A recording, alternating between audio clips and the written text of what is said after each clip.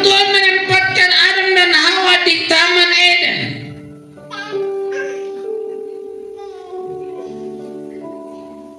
Di Taman Eden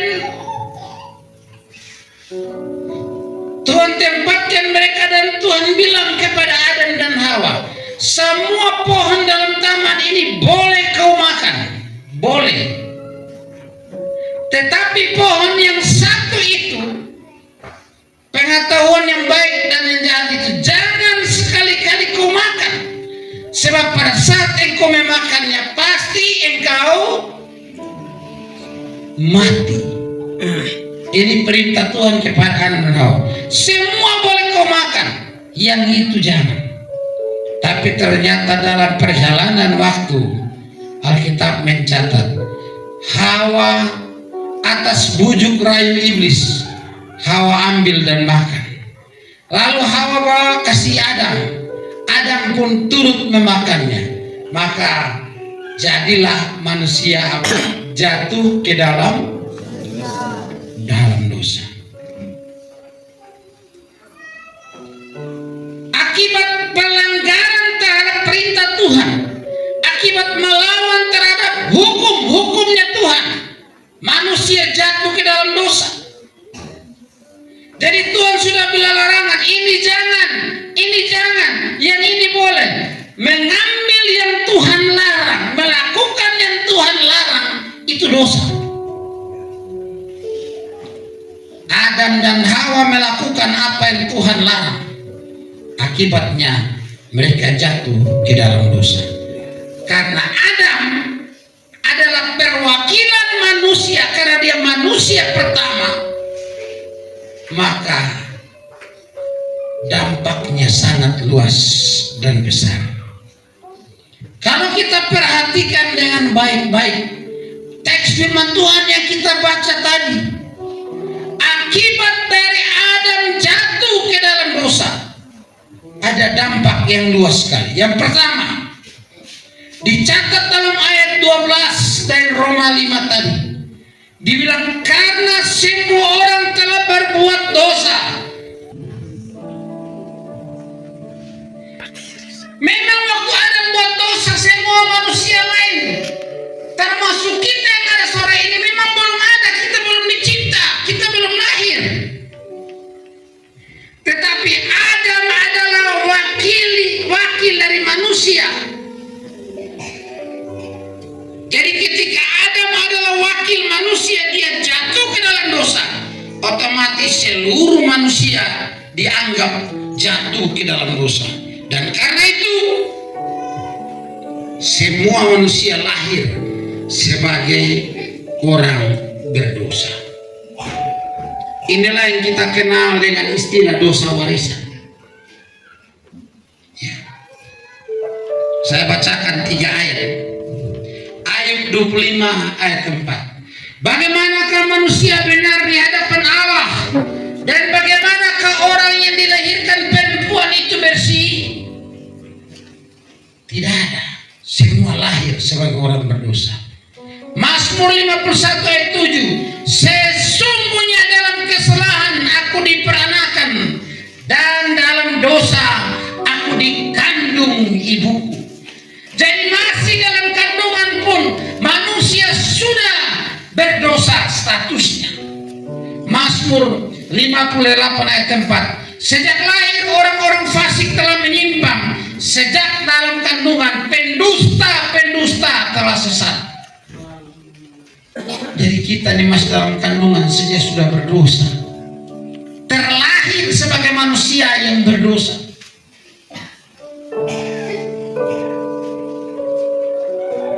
Jadi bukan seseorang melakukan dosa membunuh dulu baru disebut dia berdosa. Bukan seseorang melakukan dosa memperkosa, mencuri, menipu baru disebut dia orang berdosa. Waktu kita lahir, kita sudah terlahir sebagai orang berdosa. Sebagai akibat dari dosa Adam. Nah, karena sejak dalam kandungan bahkan kita lahir, kita sudah berdosa. Dan Alkitab mencatat, sebab upah dosa adalah maut. Ini berarti apa, saudara? Ini berarti semua orang tanpa terkecuali, semua manusia tanpa terkecuali, apapun sukunya, apapun bahasanya, apapun kebangsaannya, dia di negara mana, apapun agamanya, semua manusia berdosa. Maka semua manusia membutuhkan juru selamat. Semua manusia membutuhkan penebus. Semua manusia membutuhkan penghapus dosa, supaya dia menjadi tidak berdosa, atau bisa dikatakan dia layak masuk surga. Karena semua manusia tanpa terkecuali berdosa. Jangankan saudara-saudara yang duduk di bawah saya berdiri khotbah ini, pendeta, saya juga pendosa besar. Ibu gembala juga seorang manusia, maka seorang pendosa. Pendeta, pastor, kiai, ustadz, jemaat umat biasa, semua kita manusia. Berarti semua kita punya dosa. Kita manusia berdosa. Tidak ada yang bisa pukul dada lalu dibilang saya ini pendeta paling suci di dunia. Tidak. Itu sombong rohani namanya. Kita orang berdosa. Kita membutuhkan penebus. Kita membutuhkan penghapus dosa. Kita membutuhkan juru selamat. Jangan pernah berpikir begini, oh kalau begitu supaya saya jangan masuk neraka, karena upah dosa adalah maut, dan maut itu berarti masuk neraka. Di neraka kita akan dihukum selama-lamanya di api neraka, api yang tidak terpadamkan, kata Injil Matius, api yang terus menyala siang malam. Dan Injil Lukas mencatat bagaimana orang kaya yang masuk ke dalam neraka itu boleh dihukum siang malam, tidak tahu henti-hentinya. Penderitaan di neraka tidak pernah berakhir.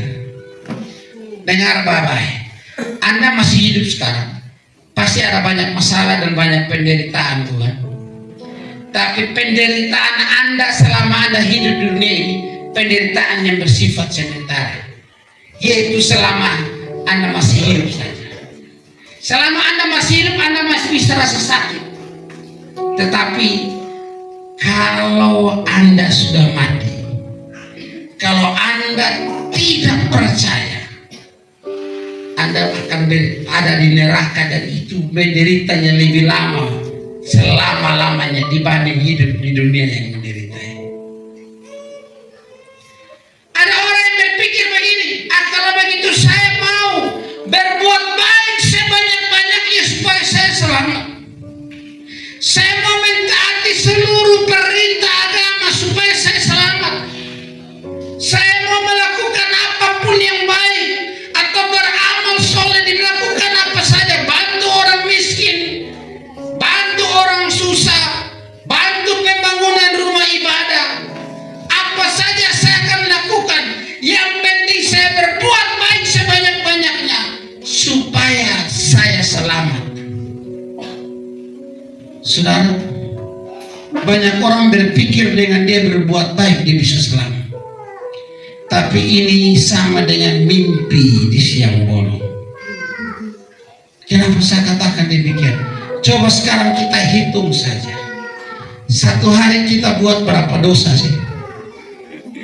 Kira-kira berapa dosa yang pendeta? Andai-andai saja. Tadi baru asmara orang, beras maki orang, beras habis ngomong orang. Itu sudah dosa atau tidak?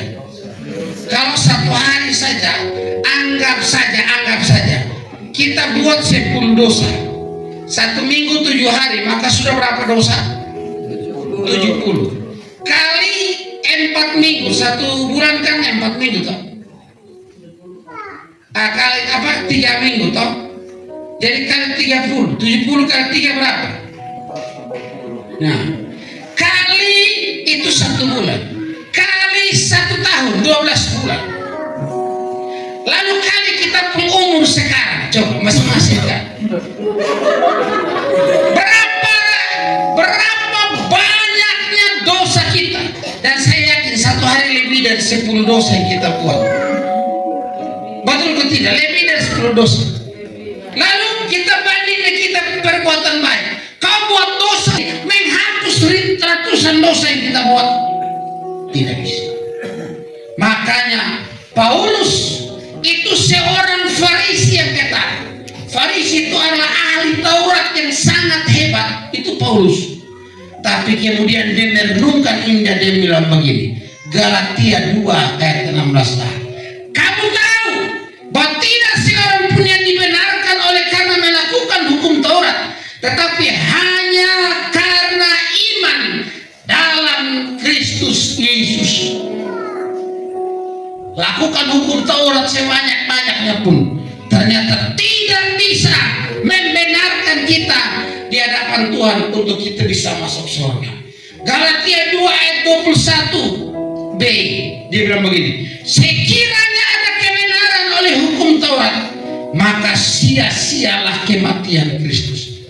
Artinya Paulus bilang, justru karena tidak ada yang bisa menyelamatkan kita lagi, justru karena kita mau buat baik sebanyak-banyaknya pun tidak bisa menghapus dosa kita, justru karena tidak ada jalan lain untuk kita bisa selamat, maka Alkitab mencatat, karena begitu besar kasih Allah akan dunia ini, sehingga telah mengaruniakan anaknya yang tunggal, supaya setiap orang yang percaya kepadanya tidak binasa, melainkan beroleh hidup yang kekal.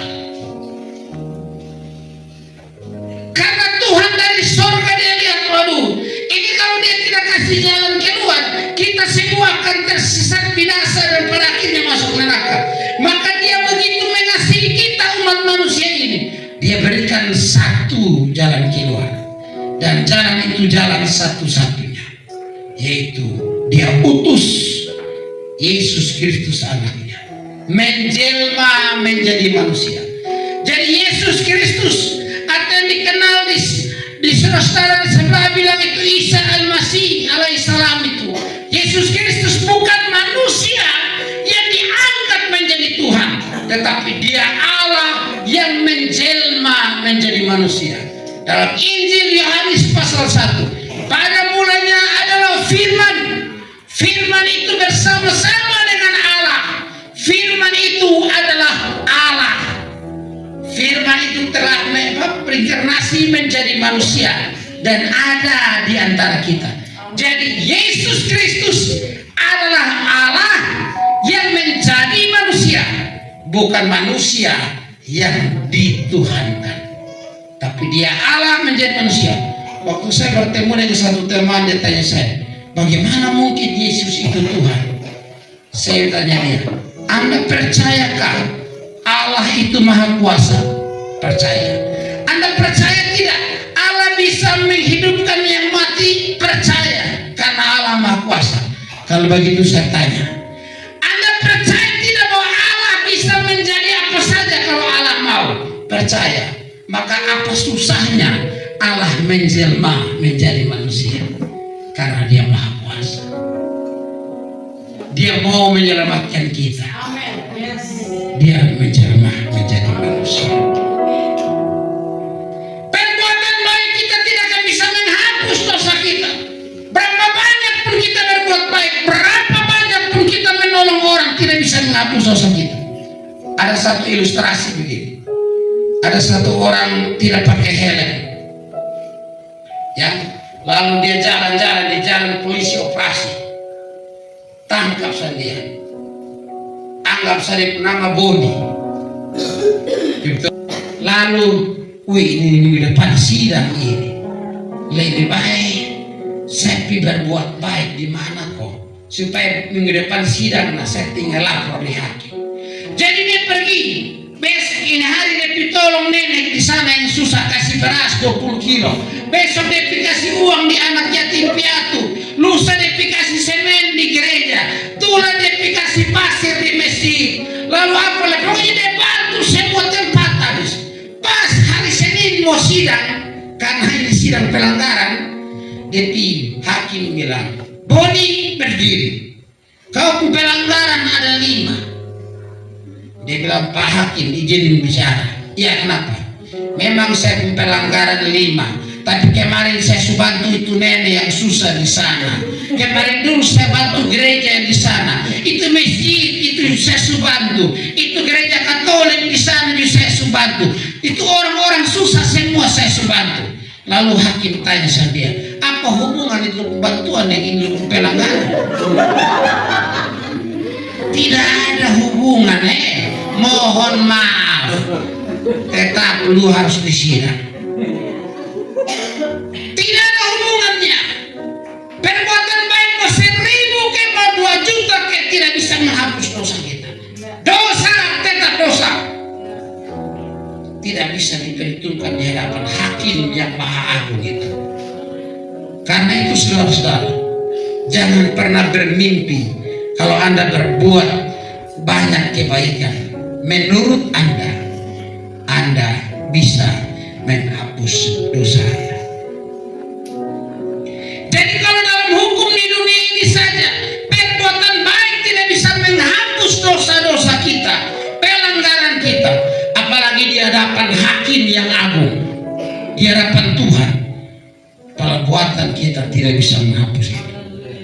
Nah, karena semua orang telah berdosa, semua orang telah jatuh ke dalam dosa, semua orang berada di bawah ancaman hukuman kekal di neraka, maka ini berarti semua orang tanpa terkecuali membutuhkan penebus, membutuhkan juru selamat, membutuhkan penghapus dosa. Itu yang pertama. Yang kedua, kita lihat akibat dari kejatuhan Adam ke dalam dosa. Menurut poin yang kita baca, gara-gara Adam jatuh ke dalam dosa, bukan hanya semua manusia berdosa, tapi kemudian dicatat semua orang tanpa terkecuali hatinya lebih condong kepada dosa daripada kepada Tuhan. Hatinya lebih condong kepada kegelapan daripada kepada terang. Hatinya lebih condong kepada ketidakbenaran daripada kebenaran. Kejadian pasal 6 ayat 5. Ketika dilihat Tuhan bahwa kejahatan manusia besar di bumi dan bahwa segala kecenderungan hatinya selalu membuahkan kejahatan semata-mata. Perhatikan baik-baik ayat itu. Ayat itu tidak berkata kecenderungan hatinya, ya, sebagian kecenderungan hatinya adalah jahat, tidak. Tapi ayat itu bilang segala kecenderungan hatinya adalah jahat semata-mata. Manusia di dalam dosa, yang dia inginkan hanya dosa, dosa, dosa. Tidak ada kebenaran yang dia inginkan di dalamnya. Kejadian 8 ayat 21b, aku tidak akan mengutuk bumi ini lagi karena manusia, sekalipun dengar baik-baik, yang ditimbulkan hatinya adalah jahat sejak kecilnya. Kemudian Yesaya 64 ayat 6a, ya. Jadi dari kecil kita sudah berdosa, berjahat-jahat dalam hati kita yang ada. Lalu kita mau bilang, saya mau berbuat baik, mau beramal saleh supaya saya masuk surga. Kalau masih ada pikiran seperti itu, ini ayat berikut yang saya berikan. Ya, dengarin ayat. Yesaya 64 ayat 6a. Demikianlah kami sekalian seperti orang najis. Dan dengar kalimat terakhir ayat ini. Dan segala kesalehan kami seperti kain kotor. Perhatikan, di hadapan Allah yang Maha Kudus, segala kesalehan manusia seperti kain kotor. Dan ini kesadaran daripada Yesaya bahwa ternyata tidak ada satupun yang bisa kita banggakan dari diri kita manusia berdosa ini. Di hadapan Allah, apa yang kita anggap baik, hasil kita ternyata di hadapan Allah tetap adalah kain kotor.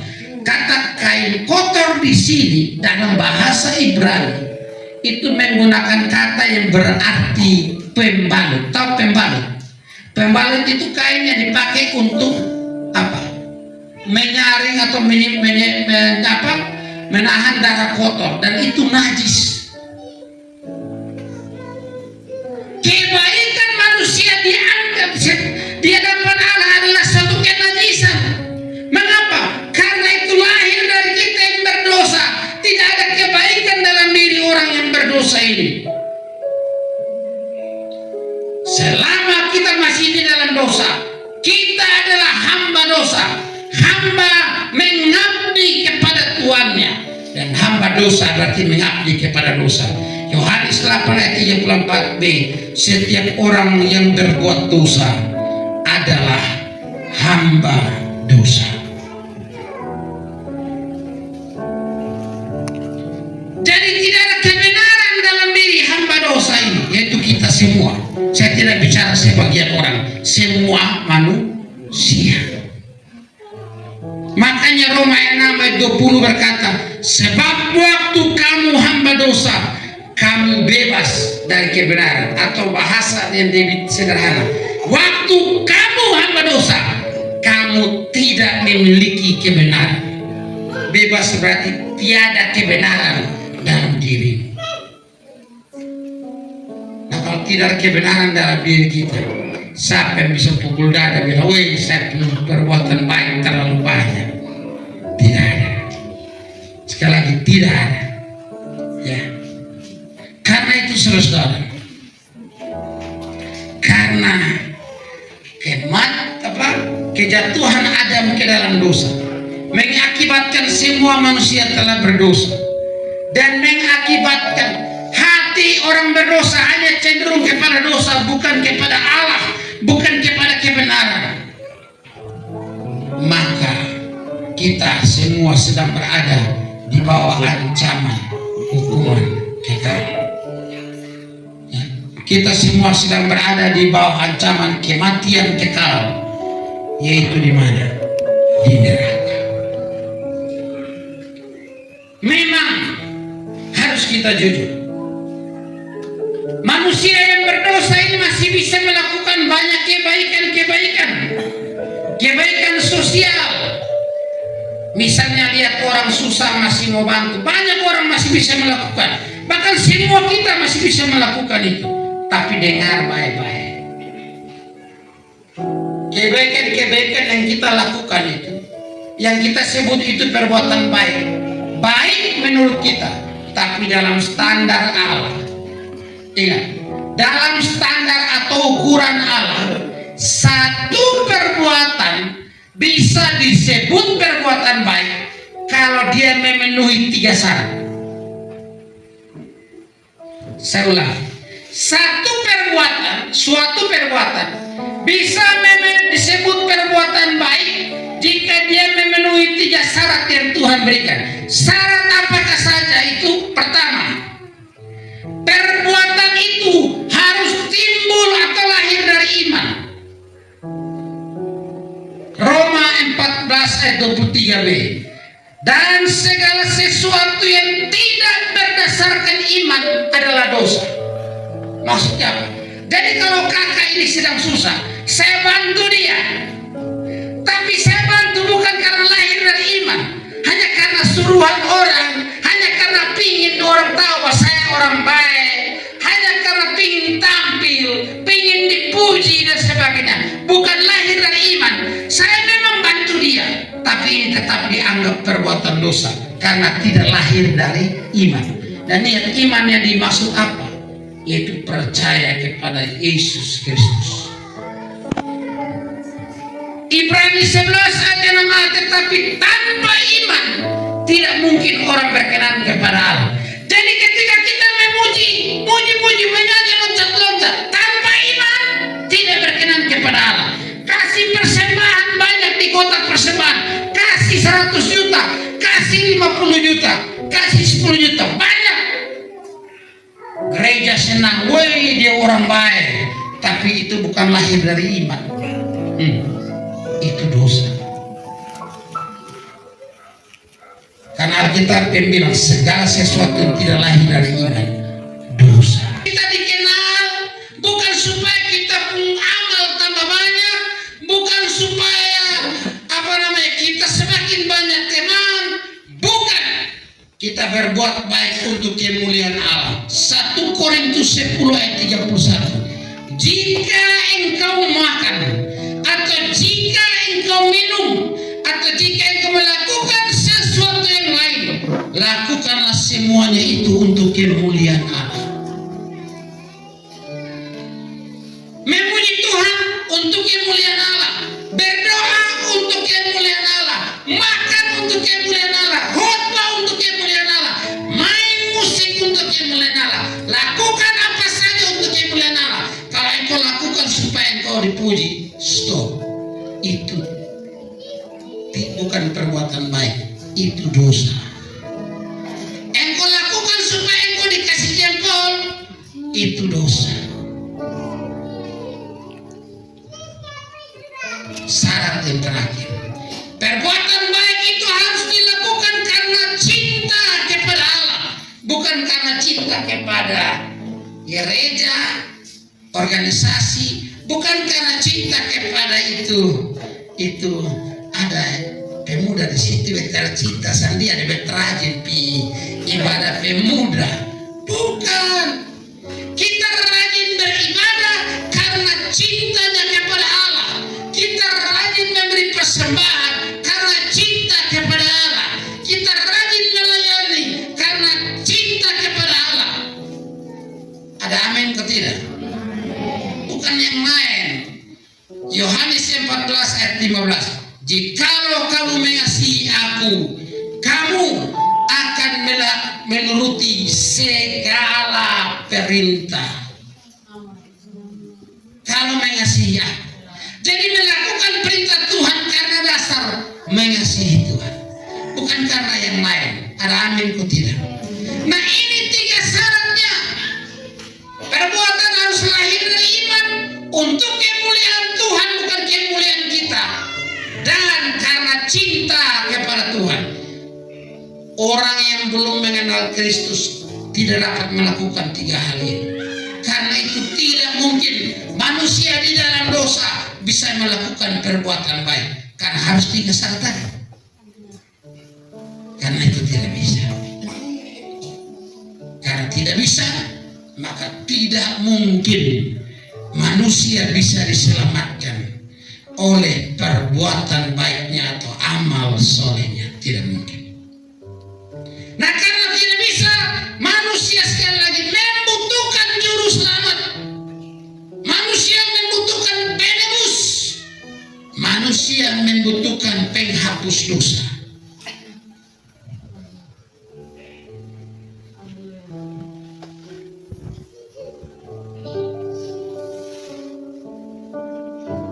Tanpa penghapus dosa, tanpa penebus, kita tidak bisa sampai ke surga. Seorang bernama C.D. Lloyd-Jones, waktu dia baca Efesus pasal 2 ayat 8 sampai 9, dia bilang begini. Kamu bisa mencoba menyeberangi lautan dalam sebuah perahu kertas, sama seperti kamu mau ke surga dengan perbuatan baikmu sendiri. Perahu kertas, tahu perahu kertas? Coba ambil perahu kertas, taruh di ember yang ada air, taruh di situ. Memang untuk beberapa waktu dia bisa berlayar-layar di atas air, tapi coba biarkan 1 jam, air mulai meresap ke dalam kertas. Lihat 2 jam kemudian, perahu kertas sudah noe, sudah tenggelam di dalam air. Lama-lama lihat 3 jam, 4 jam kemudian bentuk bukan perahu, itu ancur-ancur. Dia bilang kamu bisa mencoba menyeberangi lautan menggunakan perahu kertas, sama seperti kamu ingin ke surga dengan perbuatan. Artinya nonsens, omong kosong, mustahil orang bisa sampai ke surga dengan perbuatan.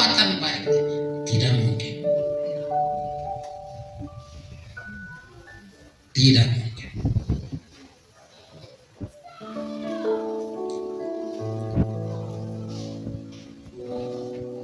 Karena itu kita membutuhkan penebus. Yang ketiga, akibat dosa Adam, maut atau kematian semua manusia.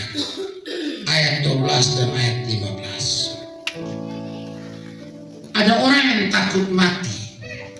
Siapa yang takut mati? Coba angkat tangan. Siapa yang tidak takut mati? Jadi biar sakit parah mau mati, jadi saya mau mati, senang Ada yang begitu? Saya kira tidak.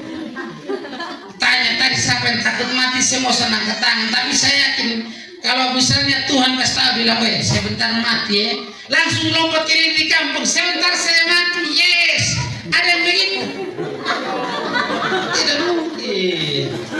Pasti sedih pikiran memang, saya masih mau hidup tambah sedih kok. Lihat saya punya anak besar, sekolah habis, saya masih mau urus saya punya laki, saya punya anak, saya punya kebun. Betul kok tidak? Kita orang bilang siap mati, maka Tuhan kasih tahu. Coba mati pakai kasih tahu, saya yakin semua tolak. Coba kalau mati Tuhan pakai kasih tahu. Besok siap Pak Adi, lusa Panahum. Pas kita bilang Tuhan tambah 1 tahun kok. Kita mulai buat tawa. Tuhan selalu pakai kasih tahu. Ya. Pada prinsipnya banyak orang dan hampir semua orang takut kematian, sehingga berusaha menjaga kesehatan, minum obat, usaha dan berbagai cara supaya sehat. Tetapi dengar baik-baik, mati itu atau kematian itu tidak bisa dihindari. Tidak bisa. Baik kematian jasmani, yaitu terpisahnya roh atau jiwa kita dengan tubuh kita, maupun kematian kekal di neraka. Kalau sudah sampai saatnya kita harus mati, dia mati.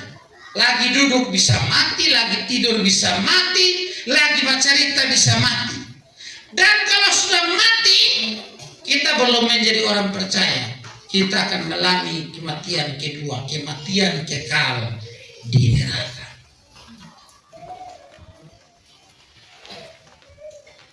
Jadi bayangkan, gara-gara dosa Adam, kita semua harus mengalami kematian ini. Tapi jangan berontak protes Tuhan nanti. Tuhan ada yang buat nabi yang kenal.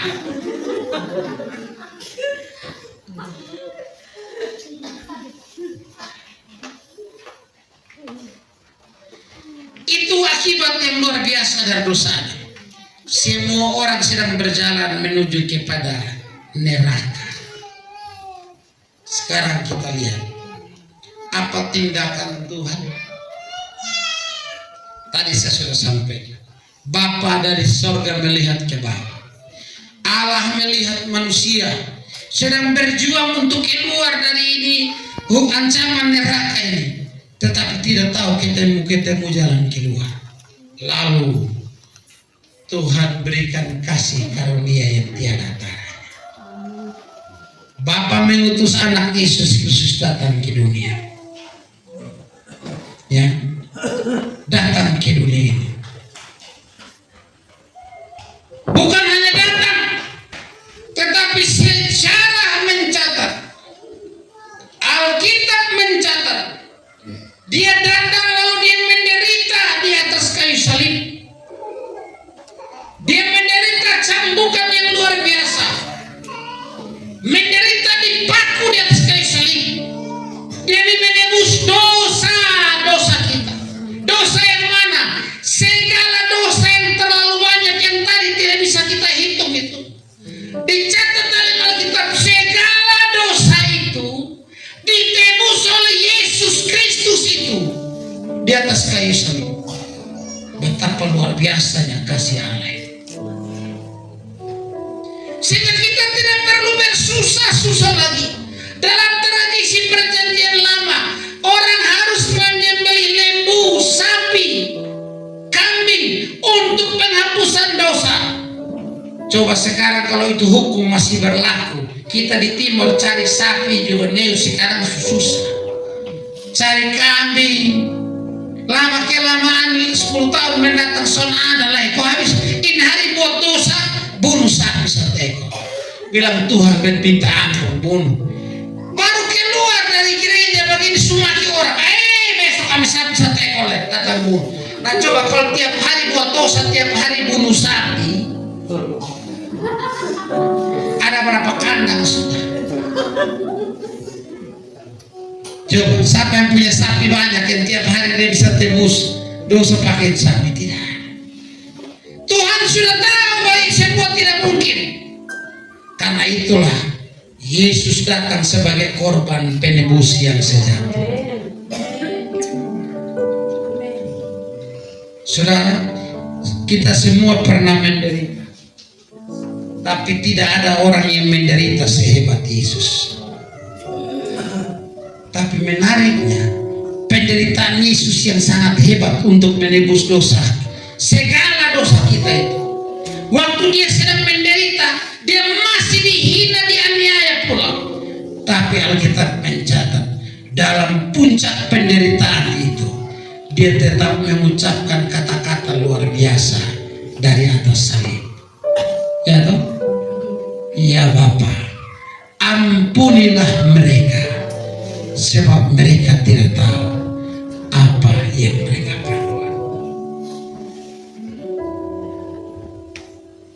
Saya kira ini kata-kata yang tidak pernah Anda ketemu. Nabi siapapun, rasul siapapun, pendeta siapapun, kita tidak pernah ketemu kata-kata sehebat ini. Lagi disiksa, sedang dipaku di atas kayu, menderita luar biasa. Dia tidak maki-maki orang di bawah, tapi dia berkata, ya Bapa, ampunilah mereka, sebab mereka tidak tahu apa yang mereka perbuat. Saudara, ini bukankah kasih karunia yang tiada taranya? Bukankah ini kasih karunia yang luar biasa, yang tidak pernah akan kita temukan selain di dalam diri Yesus? Dan kasih karunia Allah ini yang kita terima di dalam Yesus ini, dengar baik-baik, itu sifatnya cuma-cuma, tidak perlu dibeli, tidak perlu dibayar, cuma-cuma atau gratis Allah berikan kepada kita. Cuma-cuma.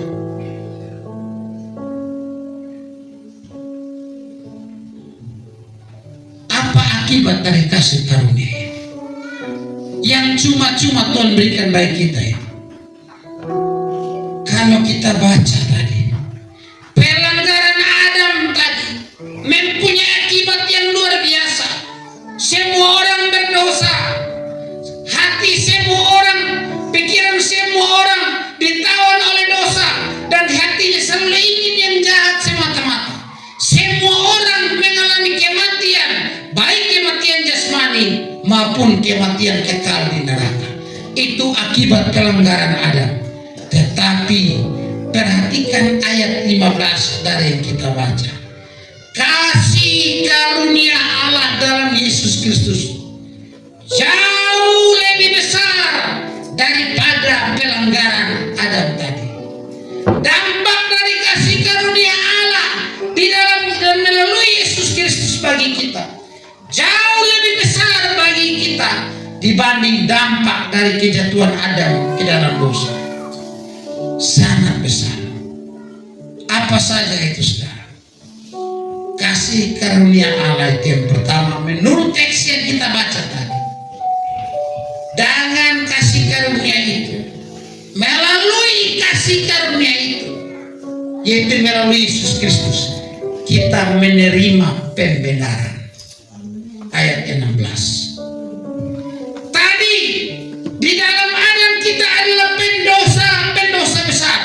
Kita adalah orang-orang yang melanggar hukum Allah. Kita berdosa, bersalah di hadapan Tuhan. Di dalam Yesus Kristus kita menerima kasih karunia, yaitu yang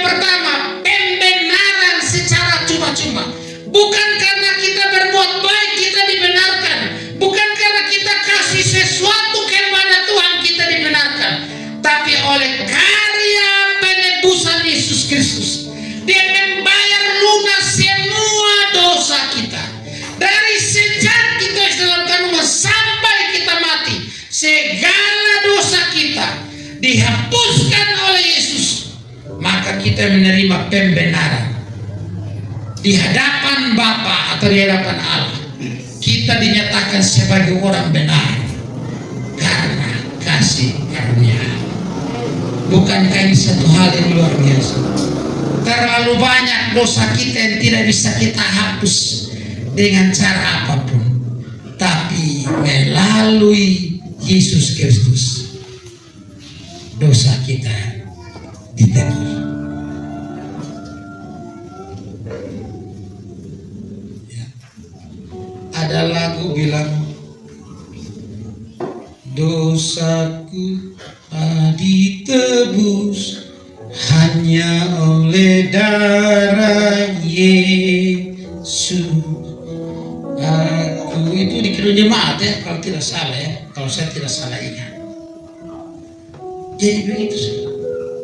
Dosa kita telah ditebus hanya oleh darah Yesus Kristus. Tidak ada darah binatang, tidak ada darah-darah yang lain, hanya darah Yesus Kristus. Yang kedua dari ayat 17 pasal 5 yang tadi kita baca, dikatakan selain kita menerima pembenaran, kita masih orang berdosa, masih bisa jatuh dalam dosa, tapi status kita di hadapan Allah sudah dinyatakan benar. Anugerah kasih karunia yang kedua adalah kita menerima hidup yang kekal.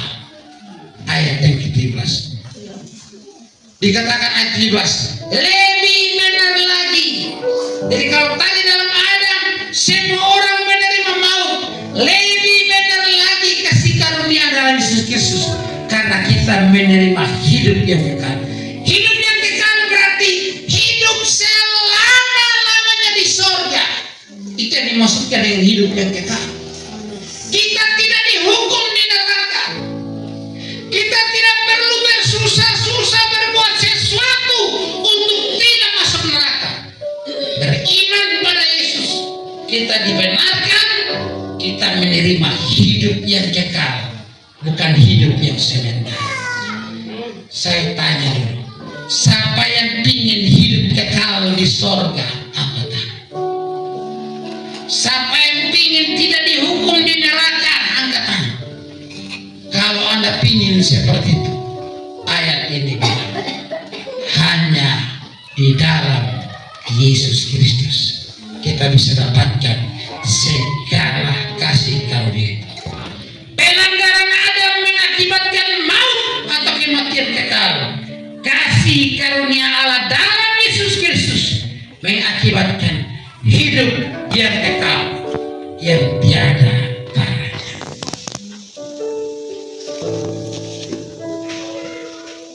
Saudara-saudara yang saya kasih dalam Tuhan Yesus Kristus,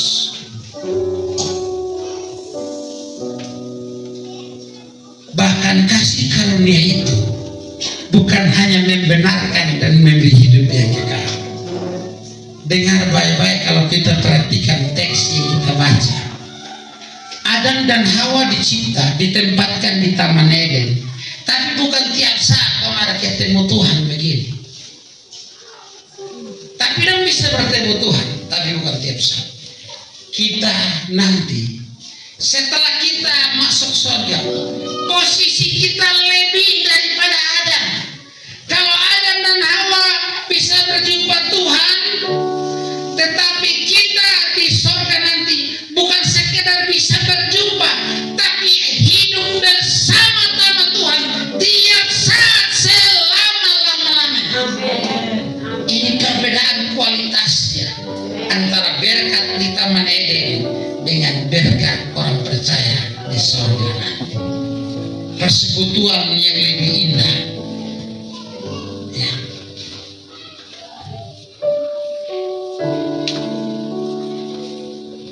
Bahkan bukan hanya persekutuan lebih indah, juga tempat lebih indah. Surga lebih indah dari Taman Eden. Ya kan? Kita menerima tempat yang lebih indah. Sekarang kita jalan-jalan masih ketemu panas, cari oi setengah mati, masih beli dari niki-niki. Panas, jalan masih berabu, di sorga tempat yang lebih indah.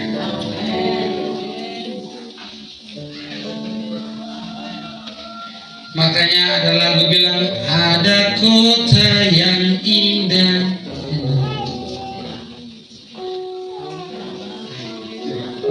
nampaklah bagi mata iman.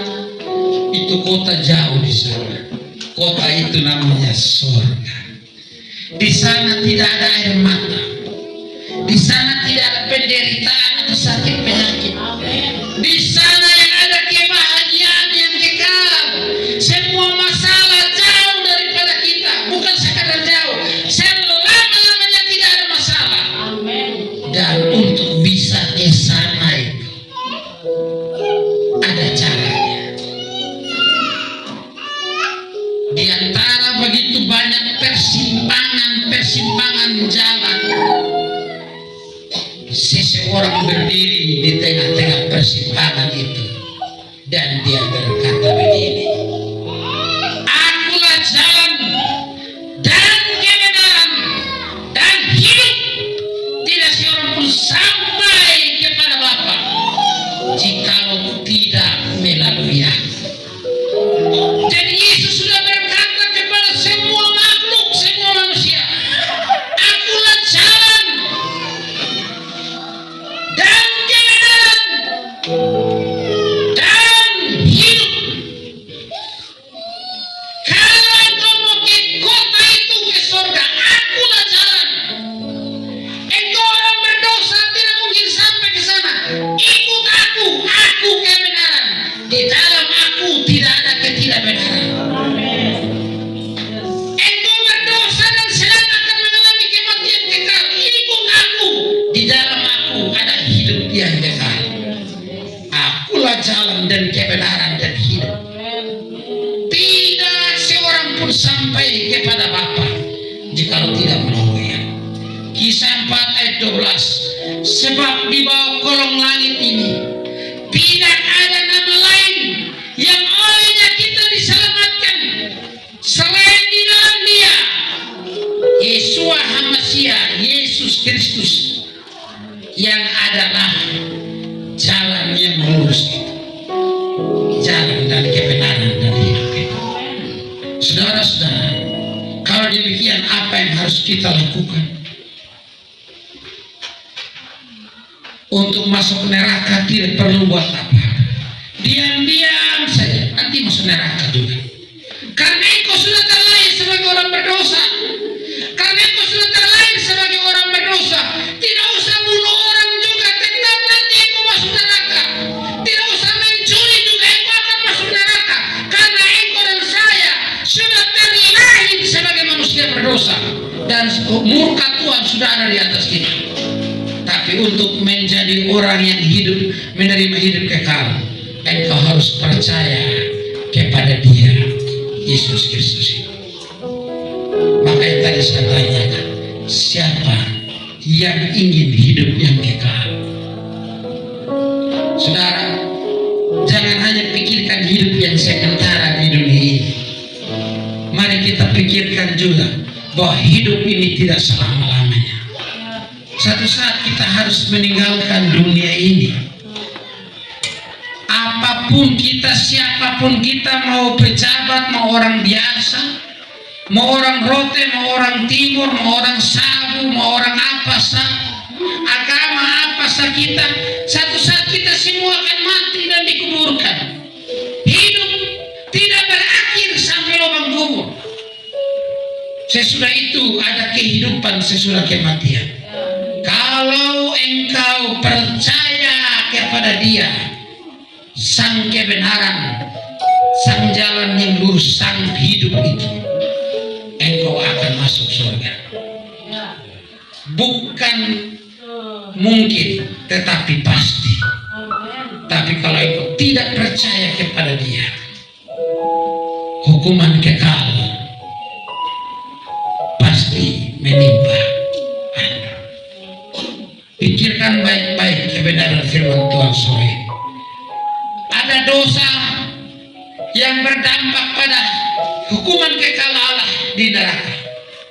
tetapi ada kasih karunia yang berdampak pada hidup kekal di surga. Neraka adalah penderitaan yang tiada henti, tiada akhir, tiada taranya. Penderitaannya luar biasa hebat. Tetapi surga, kebahagiaan yang tiada taranya, kebahagiaan yang tidak akan pernah bisa Anda ukur dengan uang, dengan harta apapun. Kebahagiaan yang luar biasa tertinggi, yaitu kebahagiaan di surga nanti. Seluruh beban terlepas, yang ada hanyalah kebahagiaan kita. Maukah engkau menerima kasih karunia Allah, yaitu hidup yang kekal melalui Yesus Kristus, Tuhan dan Juru Selamat? Dialah sang penghapus dosa, dialah sang penebus dosa, tidak ada yang lain. Satu-satunya dan satu kali dia datang, menebus satu kali untuk selama-lamanya. Jangan buang kesempatan ini. Siapa yang mau percaya kepada Dia dan menerima hidup yang kekal, angkat tangan. Coba saya mau lihat. Jangan sampai kau Kristen masalah ini Kristen KTP. Sekarang kalau ada satu lagu kirim jemaat yang saya sukai, saya ingin kita semua nyanyikan. Kalau ada yang tahu nyanyi dengan saya. Tercurah darah Tuhan di bukit Golgota. Ada yang tahu? Coba yang tahu angkat tangan. Oke, kita sama-sama nyanyikan. Yang belum tahu nanti ikut saja liriknya dan belakang.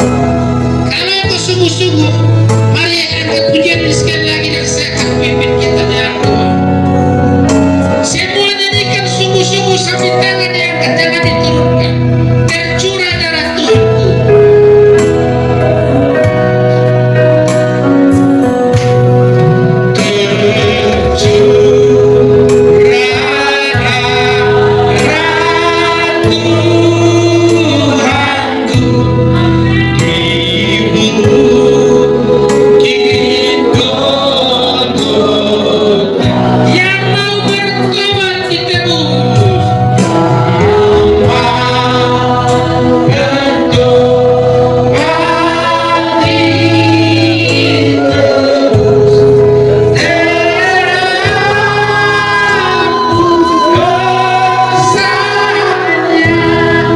Terhapus dosanya. Terhapus dosanya.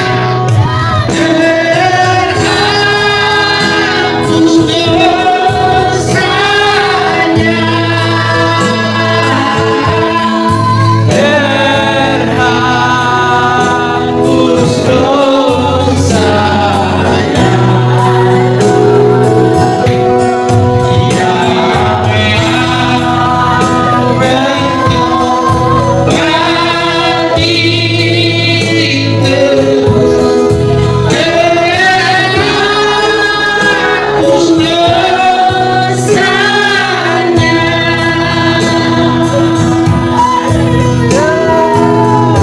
Saya minta tangan tetap terangkat. Semua tangan tetap terangkat, mata tertutup, jangan ada yang lihat kiri kanan, angkat tangan tinggi-tinggi. Berapa banyak pun dosamu, Yesus Kristus sanggup, anugerahnya cukup untuk mengampuni dan menebus dan menghapus segala dosa. Karena itu terimalah Dia sebagai Tuhan dan Juru Selamat pribadi. Percayalah, dosa-dosamu diampuni oleh Yesus. Tidak ada jalan lain untuk engkau sampai ke surga. Hanya satu-satu jalan, Yesus. Satu-satunya jalan dan kebenaran dan hidup. Di luar Yesus engkau binasa. Kesempatan ini jangan pernah kau sia-siakan. Saya mengundang hamba Tuhan Bapak Pendeta Nahum Taufik. Doakan semua kita. Tangan tetap diangkat, berdoa sungguh-sungguh. Tuhan Yesus menolong dan memberkati engkau.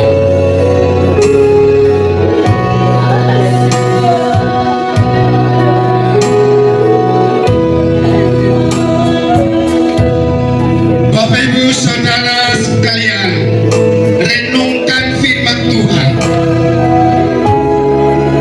Sebagai manusia kita tidak tahu kapan kita akan mati, kapan